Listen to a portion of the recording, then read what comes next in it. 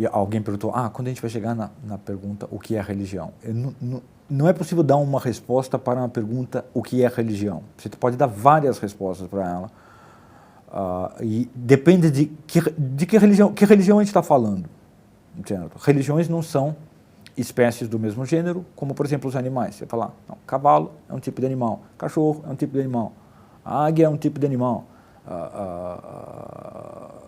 vaca é um tipo de animal, e assim por diante. Então, para todas esses animais, para todas essas espécies, em todas as espécies, a palavra animal tem mais ou menos o mesmo sentido. Mais ou menos o mesmo sentido. Você fala assim, olha, cristianismo é uma religião, budismo é uma religião, islamismo é uma religião, mormonismo é uma religião, espiritismo é uma religião, certo? Todas são religiões, mas a palavra religião aqui tem mais ou menos o mesmo significado em cada um desses casos, que tem como animal, quando eu falo que cachorro é um animal, gato é um animal, cavalo é um animal, não exatamente, certo? A palavra aqui não se aplica do mesmo modo, certo? Mas uma característica, essa mais ou menos universal, das grandes religiões, pelo menos, é que, diante desse dilema, de que o que qualifica um homem para a vida na Terra não necessariamente qualifica ele, o que qualifica um ser humano, eu falei homem, mas, você entendeu? É porque eu tenho 50 anos, tá? Então eu falo as coisas assim, as palavras, no sentido que elas têm, não no sentido que as pessoas bonitas querem que elas tenham. O que qualifica um homem para a vida terrestre tem muito pouco a ver com o que qualifica ele para a vida celeste. E, no entanto, enquanto você está na Terra, que você se qualifique para a vida terrestre, quer dizer, para que você não faça a vida terrestre de um modo odioso, é muito urgente, é muito crucial. Entendeu? Por quê? Porque a vida na Terra pode piorar em qualidade muito. A Terra não é um lugar ideal, entendeu? Que só quer facilitar tudo para você. A Terra é um lugar razoavelmente bom. Tá? É um lugar razoavelmente bom. Eu sou adepto da opinião geral dos antigos. Não, a Terra é como um tapete que se estende, a Terra oferece frutos, a Terra oferece água, ela oferece todas essas coisas realmente, certo? Usando um argumento judaico clássico, qual a coisa que você mais precisa depois que você nasce? Mais urgentemente você precisa quando você nasce? Ar. Qual é a coisa mais abundante no mundo em que você vive? Ar. Qual a segunda coisa que você precisa? Água. Qual a segunda coisa mais abundante? Água. Qual a terceira coisa que você precisa? Alimento. Qual a terceira coisa mais abundante? Alimento, pô.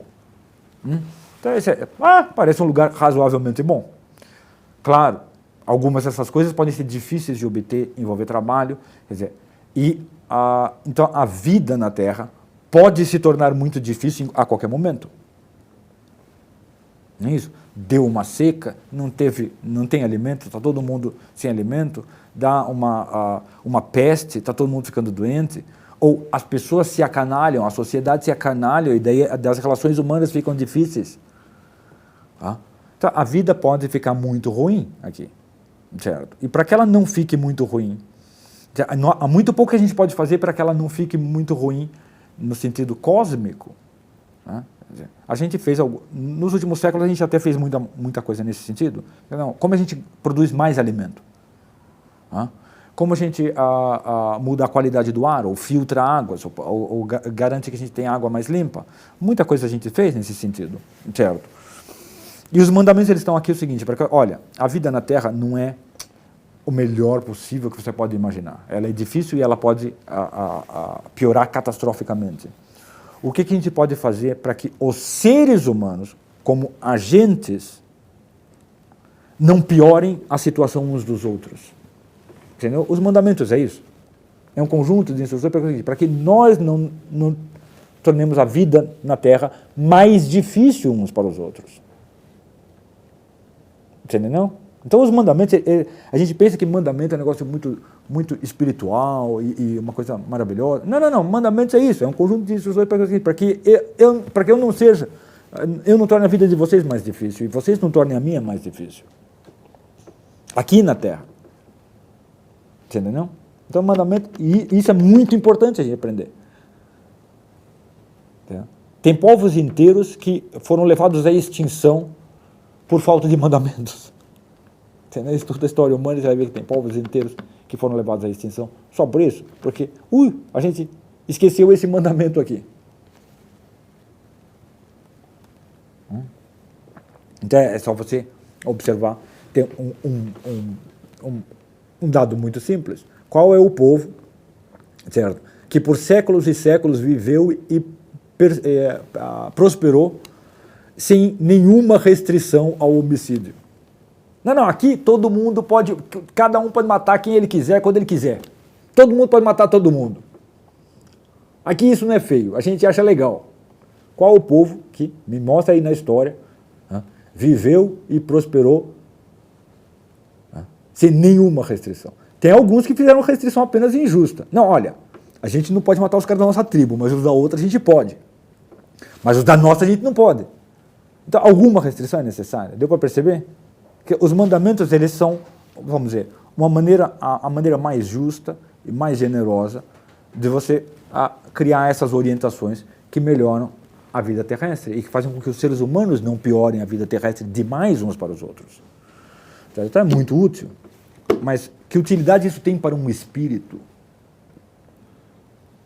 Não sei. O espírito não tem esses problemas da terra. Ele não precisa de alimento, por exemplo. Então, assim, não roubarás. Mas o que você pode roubar de um espírito? Não matarás. Como é que você vai matar o espírito? Não cometerás adultério. Mas como é que ele vai cometer adultério com o espírito?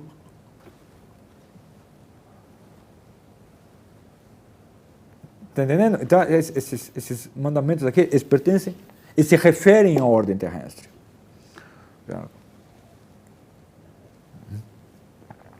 E aí vem uma das características, mais ou menos gerais, das grandes religiões.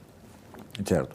Mais especificamente, eu vou falar aqui mais especificamente das religiões abraâmicas, judaísmo, cristianismo e islã, porque elas têm raízes comuns, elas têm ideias comuns muito fáceis de entender. E como a gente falou, eu sei que você tem uma religião aí, se você não é nem cristão, nem judeu, nem muçulmano, eu sei que você tem uma religião aí que é feita de pedacinhos da religião de cristãos que já morreram. Então ela é feita de pedacinhos de cristianismo. Deus me ama. Deus me ama. Por que você acha que Deus te ama? Perguntava lá para o Júlio César, os deuses te amam? Não. Os deuses não estão nem aí para nós. Certo? Perguntasse para qualquer romano naquela época. Quando os cristãos começaram a pregar para os romanos esse negócio, é mesmo? Não, cara, isso não estou entendendo desse negócio, não. Porque para eles era, não, os deuses são completamente indiferentes aos seres humanos. De vez em quando eles gostam de mas lá pelos interesses deles não existe nenhum amor desse tipo, assim, generalizado dos deuses para os homens. E você você tem a impressão que Deus te ama, você tem uma convicção de que Deus te ama. E eu não acho que essa convicção é ruim. Como eu falei, eu acho que eu falei isso, mencionei isso ontem nas outras aulas. Não acho que essa convicção é ruim, certo? Eu acho que ela não é suficiente porque ela é um fragmento de uma coisa, certo? E com um fragmento de uma coisa, você não pode tirar a vantagem, sacar os benefícios que a coisa oferece. Entendeu? Porque o contexto no cristianismo em que se fala que Deus te ama, inclui um monte de outras coisas, para que você se beneficie desse amor. Como a gente falou, o amor pode se expressar de maneira disciplinar ou até mesmo punitiva. O amor pode ser punitivo. Certo? Amor não é só doçura e carinho.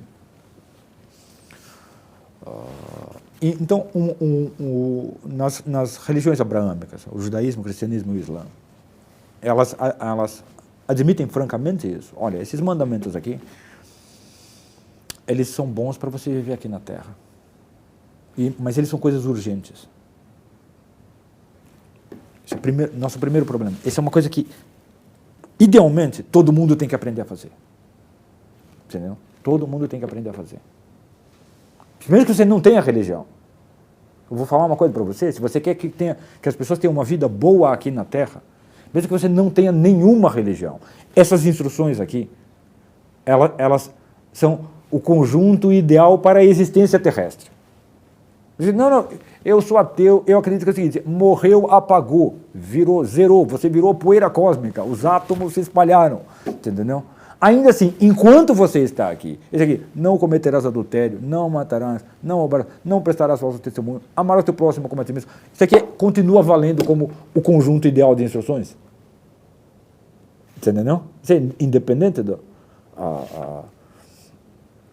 E mais ainda, certo? Judeus, cristãos e muçulmanos sabem que o mero cumprimento deste conjunto de instruções só beneficia a sua vida na Terra. Entendeu? Só beneficia a sua vida na Terra. Não tem nenhum efeito espiritual. Por si não tem nenhum efeito espiritual. Entendeu? O que judeus, cristãos e muçulmanos têm em comum? Eles têm em comum o seguinte, olha, para nós, Deus propôs um pacto, uma aliança. Ele fez um acordo, que é o seguinte, faça isto que é bom para a sua existência terrestre, em meu nome, e me adorando, e eu vou cuidar do que é bom para você na outra vida.